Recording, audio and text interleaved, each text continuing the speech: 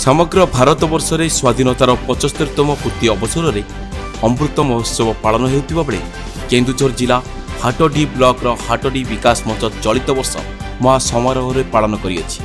पताका उत्तोलन उत्सव में अवसरप्राप्त प्रधान शिक्षक तथा विशिष्ट शिक्षाविद श्रीजुक्त चूड़ामणि घड़ई जातीय पताका को उत्तोलन करी समस्त को उद्बोधन देते।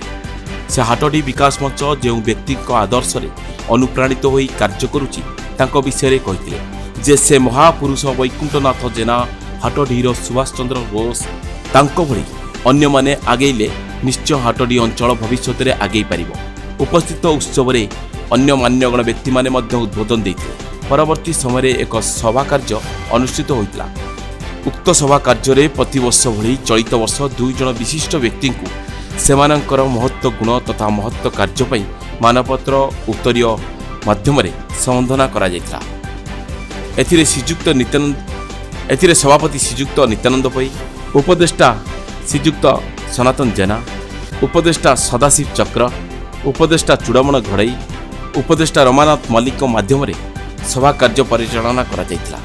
अन्य मानक मध्य श्रीजुक्त प्रकाश चंद्र महांती, श्रीजुक्त कामपाल नायक, भगवान नायक, विष्णु प्रसाद बेहरा, सुदाम चरण नायक, विपिन बिहारी बराड़, नृसिंह चरण सेठी, मधुसूदन जेना, निराकार पात्र, शांतनु नायक तथा अन्य व्यक्ति विशेष उपस्थित थे। संवर्धित व्यक्ति श्रीजुक्त गोपबंधु मल्लिक एवं सत्यप्रकाश राउत को संबर्धना दि जायतिला। परिशेष में मिष्टान बंटन कर सभा संग करा जायतिला।